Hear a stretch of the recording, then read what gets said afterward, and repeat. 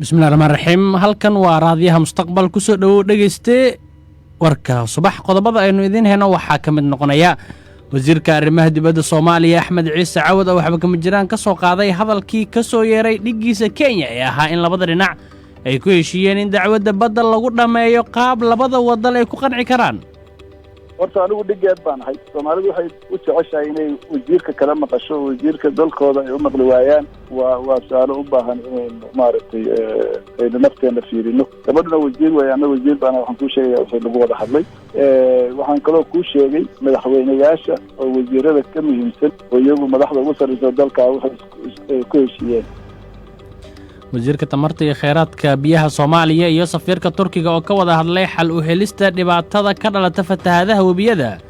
Jubbaland waxa ay shuruud ku xirtay wada hadallo ay la gasho dawladda Soomaaliya inta uu xabsiga ku jiro wasiir Janan wasiir Cabdi Xasan Cabdinuur xaq darra lagu haystaa dawlad goboleedka Jubbaland hore u go'aamisay in federaalka iyo cid kasta oo ku lug lahayd xariga wasiirkaas wax alaaqaad mucaahada ay dhaxmareenin ilaa wasiirka xurriyadiisa uu helo dhaqaatiirta Soomaaliyeedna waxa ay kulan ku yeesheen magaalada Muqdisho iyagoo ka arinsaday fatahaadaha wabiyada gaar ahaan dhibaatada ka dhacday gobolka Hiiraan waxa ay ku magacaabeen duqsiga qaniyada kulul iyada oo loola jeedo qaniyadeeda wax disha haddaba sidee Mareykanku ugu qabsaday daafaha adduunka hubka ugu muhiimsan gabi ahaan Ali Drones farsamada diyaaradaha aan duuliyaha lahayn ee droonka waxa la aasaasay kadib dagaalkii koowaad ee adduunka waxa ayna u hormartay si tartiib ah waa warbixin ka hadlaysa sida Mareykanka u qabsan doono daafaha dunida isagoo adeegsanaya diyaaradaha droonka warka subax ayaad ku dhageysan doontaan jabhadii la magac baxday Cawaale ee dhawaan laga aasaasay qaybo ka mid ah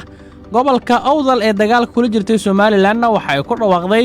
inay joojisay dagaaladii ay kula jirtay maamulka Somaliland dibadda waxaan idin heynaa cabasho ka dhalatay markii Itoobiya ay khariirada Afrika ka saartay Eritrea master xogside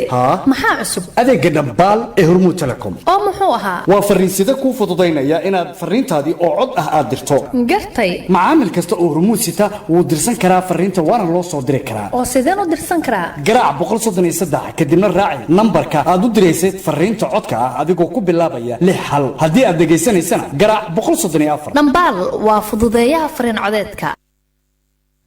inta aad maqasheen dhageystayaal waxa ay ahaayeen qodobada ugu door karoon warka subax ee raadiyaha mustaqbal haatanna u diyaar garooba dhageysiga isagii oo faahfaahsan wasiirka arrimaha dibadda Soomaaliya waxa uu waxba kama jiraan ka soo qaaday hadalka ka soo yeeray dhigiisa Kenya ee ahaa in labada dhinac ay ku heshiiyeen in dacwadda badda lagu dhameeyo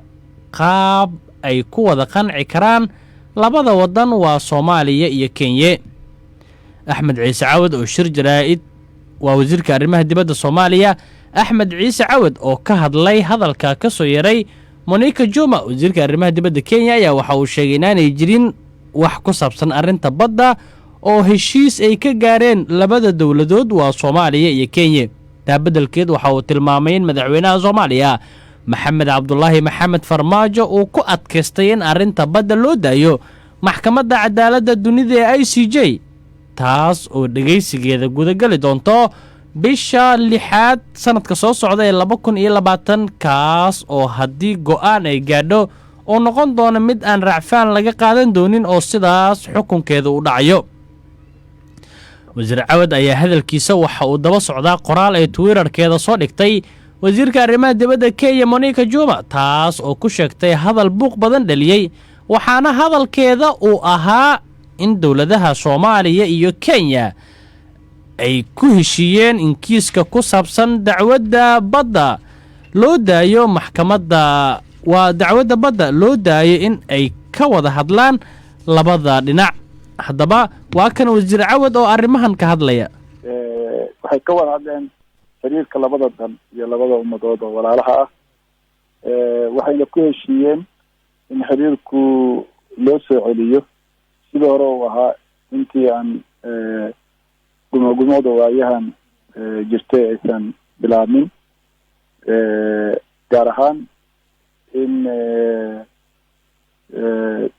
muddo asbuuc gudaheeda diyaaradaha soomaaliya ka imaanaya xamar ka imaanaya ay toos nairobi u yimaadaan oo wajeer aysan soo marin in dadka soomaaliyeed sida uu u dhigay madaxweyne uhuru ay viisaha nairobi aeroboortkeeda ay ka qaataan oo aysan safaaradaha soo marin in aysan arrinta badda khilaafka badda ku saabsan oo maxkamadda jiraayo uusan xiriirka labada dal uusan xumeynin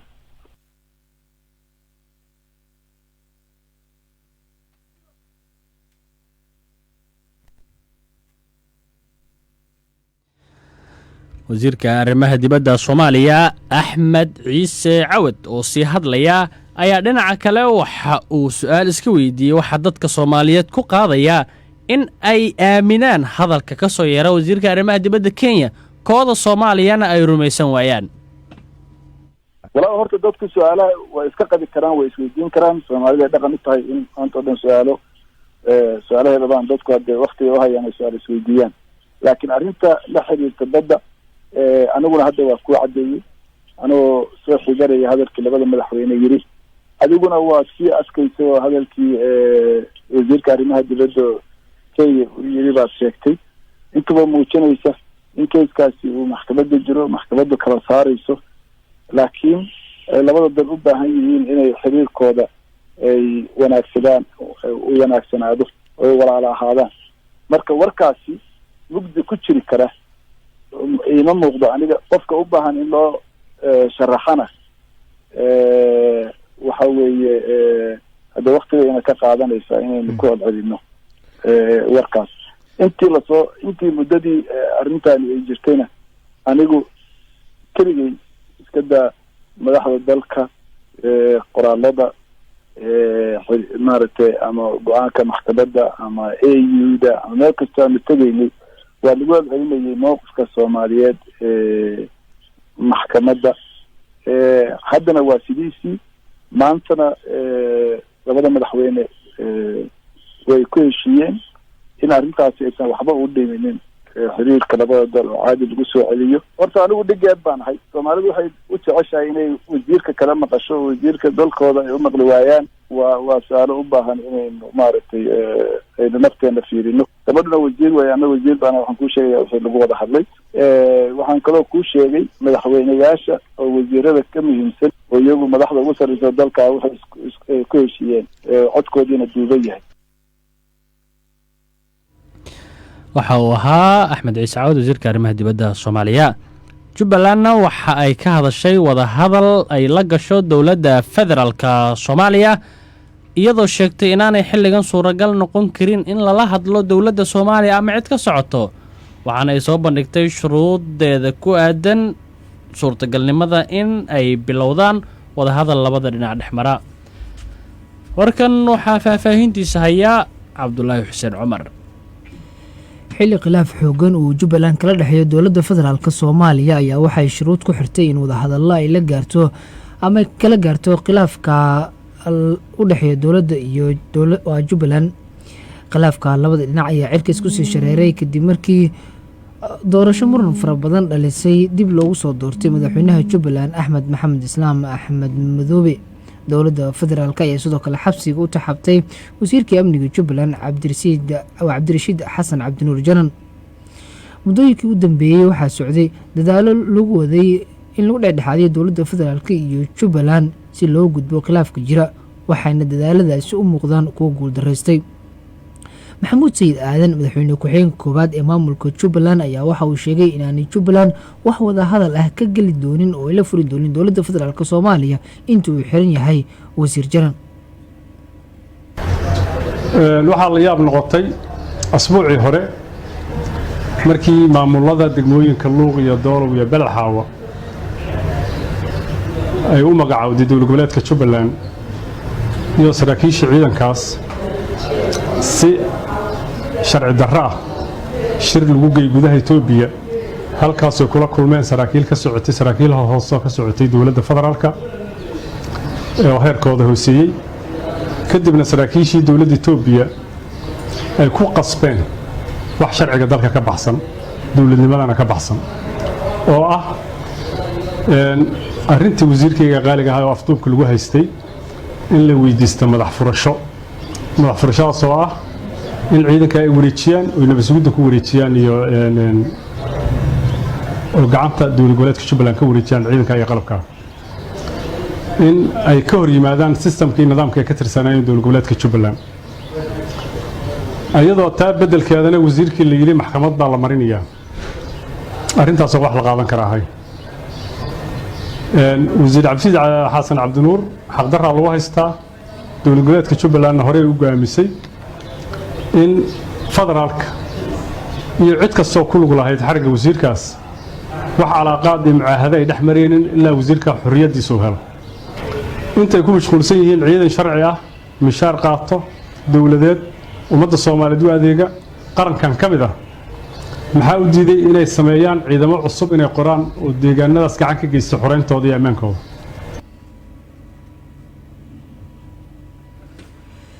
madaxtooyada maamulka Jubbaland ayaa horey uga biyadiiday dalab uga yimid wasaaradda arrimaha gudaha Soomaaliya oo ahaa in doorasho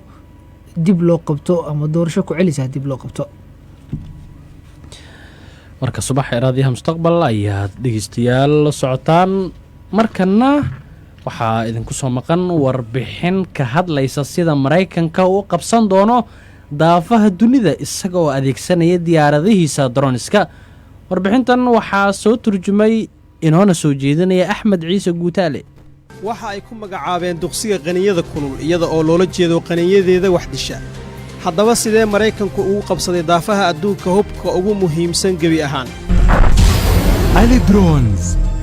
farsamada diyaaradaha aan duuliyaha lahayn ee droonka waxaa la aasaasay kadib dagaalkii koowaad ee adduunka waxa ayna u hormartay si tartiib ah ilaa ay gaartay meeshii ugu sarreysay waxaa farsameeyey injineerkii duulimaadka ee Israa'iil Abraham Karim kaas oo ay soo iibsatay hal abuurkiisa shirkadda General Atomics si ay isugu rogto horyaalka farsamadan ciidanka Mareykanku waxa uu haystaa 10691 diyaarad oo ah nooca droonka taas oo uu 57 goor adeegsaday madaxweynihii hore ee Mareykanka George Walker Bush wax yar kadib markii uu qaaday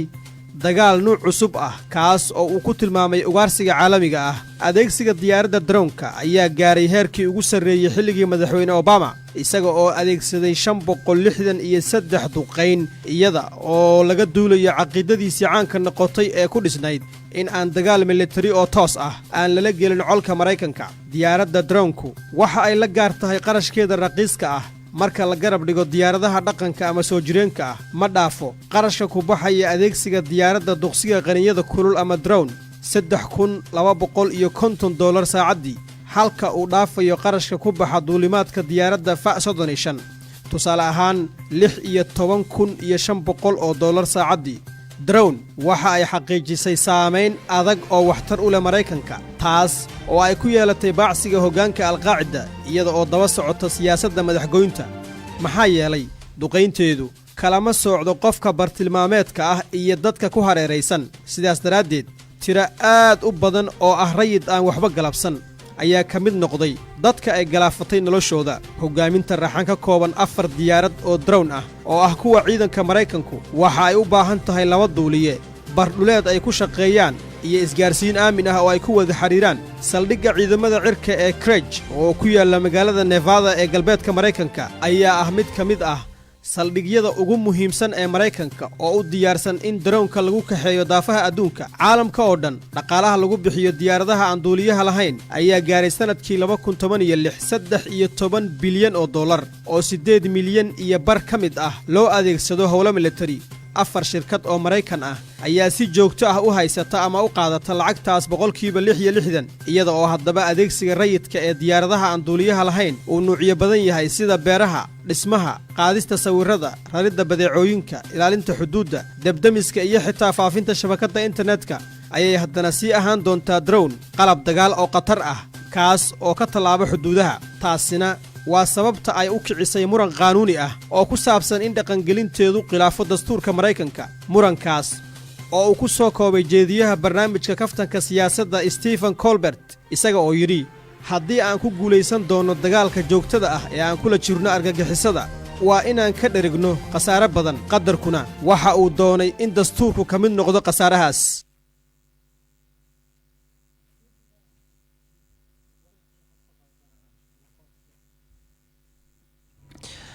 aad buu mahadsan yahay axmed ciise gutaale warbixintahaas muuqaalkeeda haatanba waxaad ka daawacan kartaan oo aad ka daalacan kartaan barteena youtube-ka mustaqbal media ama facebookga raadiyaha facebook/mustaqbal radio. warka subax ee mustaqbal ayaad la socotaan markana. dhakhaatiir kulan ku yeeshay magaalada muqdisho waxa ay ka arrinsadeen xaaladda ka taagan gobolka hiiraan, gaar ahaan waxyaabaha uu sababay fatahaadda webiga iyo deegaanada kale ee dalka, waxaana ay isku raaceen sida laga maarmaan ay u tahay in kaalin ay uga qaataan wax ka qabashada dadka dhibtu ay gaadhay. yaxye maxamuud maxamed ayaa warkan faahfaahintiisa inoo haya.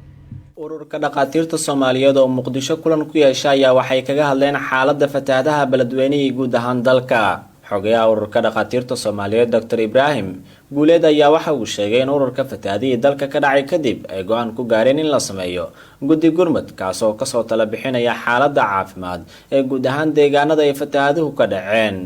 warbixin laga soo diyaariyay ayuu sheegay in ururka dhakhaatiirta ay go'aansadeen in goobahaas dabooyin la geeyo. waxaan ognahay in wadankeena sanadka aan ku jirno gaar ahaan bishii October inuu fatahaado ballaaran ka dhaceen, ha ugu darnaadaan fatahaadihii ka dhacay gobolka Hiiraan gaar ahaan magaaladiisa Beledweyne oo saameyn ku yeeshay dadkii iyo dunyadii, taa oo keentay in dhammaan dadkii magaalada degan ay ka barakacaan, magaaladii dhammaan ay biyo harkayaan. sidoo kale fatahaadaha Beledweyne kuma koobnayn,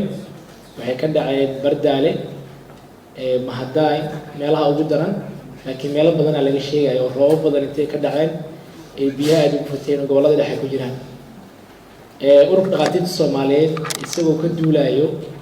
waxa uga aadan ama kaalinta bulshada uga aadan wuxuu isugu imaaday kulan degdeg ah markay taariikhdu ahayd 28 Oktoobar 2019. kulankaa wuxuu uga hadlayay waxyaabaha fatahaadaha ka jira dalka. waxaa isugu imaaday guddiga fulinta ururka. guddiga fulinta markuu fariistay waxaa soo baxda laga maarmaan inay tahay in dhammaan dhakhaatiirta la isugu yeero meel walba ay joogaan. geesta kale ururka dhakhaatiirta ayaa waxa ay sheegeen warbixin ay soo diyaariyeen ku tibaaxeen in fatahaadaha Beledweyne ay keentay saameyn caafimaad oo ugu horeyso jadeeco ka dilaacday gobolka Hiiraan. malaariyada iyo cudurrada qaarkood ayay tilmaameen in durba la tacaalay oo dhakhaatiirta durba ay xaliyeen. ururka dhakhaatiirta Soomaaliyeed ayaa warbixinta ay soo diyaariyeen waxay sidoo kale ku baaqeen in goobaha fatahaaduhu ay ka dhaceen aanan durba lagu laaban si cudurro biyaha ka dhashay aysan weli dadka saameyn ugu yeelan. dhinaca caafimaadka bilowga hore waxaa soo degdegay cudurrada neef-mareenka sida maaragtay qaarjeexa iyo hargabka culus iyo wixii la midka ah. kadib haddana waxaa soo raacay cudurrada ka yimaada maxaa la yidhaahdaa kaneecada ay soo fududayso sida malaariyada iyo wixii la midka ah. ka dulsha xataa cabsidiis ayaa jirtay. jadeecadana way soo kordhaysay, iyadana way soo socotay. waxaa soo socda iyagana hadda xilligan oo kale weliba marka biyuhu ay yaraadaan meelaha qaarkood maadaama biyihii bulaacadaha ay ku jiraan waa xilliga shubanku uu khatar badan yahay oo laga yaabo inuu shuban inuu dhaco. marka yacni in cudurradii neef-mareenka oo kale la daaweeyey, in maxaa la yidhaahdaa malaria la daaweeyey, waxay ahayd wax laga yaabo in dadaal xoogaa iska meel dhexaad ku jiran yahay. laakiin ilaahay ma qadaro, laakiin haddii uu shuban dilaaco oo sida laga cabsanaya waa tan ugu daran. weliba dadku waxay ku ficnaan lahay intii suurtagal ah in biyuhu ka wada dhammaanayaan in guryaha laga celiyo, laakiin waxaa muuqata inaan dadkii laga celin karin oo qof gurigiisa uu ku laabanayo. qaarkood waxay isku dayayaan biyihii wasaqda ah inay bixiyaan oo guriga ay degaan iyagoo bannaankooda iyo dhinacyadooda yaalla. duqsigiina meelkasuu saaran yahay, kaneecadii waa ay joogtaa. biyahaas iyo biyaha lacaba inay isgaaraanna wax kala celin karaa ma jiraan. marka dadka in lagu wacyigeliyo ayaan ka ballanay in aysan degdeg ugu laaban oo la sugo inta biyahaas ay si fiican uga gurayaan oo ay aada u qalalayaan iyo buufinta dhakhtarka uu hadda ka hadlay doctor. fatahaadaha dalka ka dhaca ayaa sababay in dad badani ay barakacaan, taasoo keentay in biyaha wasaaqda ay ka dhasheen cudurro halis ku ah deegaanka. halkani waa mustaqbal radio 89.7 FM. dhammaan wararkeena waxay leeyihiin muuqaal maqal iyo qoraal. dhegayso wararkeena 7:00 subax waliba 2:00 galab waliba iyo 7:00 habeen waliba. wararka dalka iyo kuwa caalamka waxaa kaaga filan oo kaliya inaad nagala socoto mustaqbal radio 89.7 FM ama aad booqato mustaqbalradio.net. haddii kale ka daawo muuqaaladeena facebook.com/mustaqbalmedia. warka subax ee raadiyaha mustaqbal ayaad dhegeystayaal la socotaan. ugu dambeyntii wararka dibadda haddii aynu aadno, duqa caasimadda Itoobiya ee Addis Ababa ayaa hoos u dhigay qaladka khariirada qaaradda Afrika ee yaala xafiiskiisa kadib cabasho ka timid shacabka waddanka Eritrea. khariirada oo su'aal laga keenay islamarkaana aad looga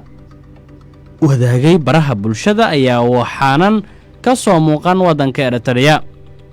sidoo kale khariiradan ayaa waxa ay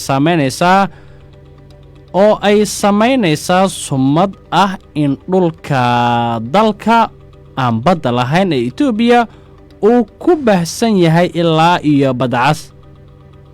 Takela Uma ayaa Twitter-ka soo dhigay in qalad ay daacad ka tahay la sameeyey islamarkaana u baahan yahay xal degdeg ah. xafiiskiisa ayuu xaqiijiyey in lagu soo wargeliyey qaladkaas oo baaxad leh oo ku jira khariirada walow uusan sharaxaad buuxda ka bixin. Eritrea Press mareeg lala xiriiriyo Eritrea ayaa waxa ay codsatay sixitaan lagu sameeyo xadgudubyada ku jira khariiradan. sawirka khariirada ayaa waxaa la qaaday markii Master Tekela uu martiqaaday Muriel Bowser duqa magaalada Washington. Eritrean Press waxay uga mahadcelinaysaa dowladda Itoobiya jawaabta fiican oo ay ku saaraan khariirada kadib qoraalkeedii ay raacisay. Eritrea ayaa xorriyaddeeda waxay ka soo ceshatay Itoobiya sanadii 1993 kadib dagaal qaraar oo muddo 30 sano u dhaxeeyay labada wadan, kaas oo boqolaal ruux ku dhinteen. guud ahaan dhegeystayaal warka subax ee raadiyaha mustaqbal saaka waa naga inta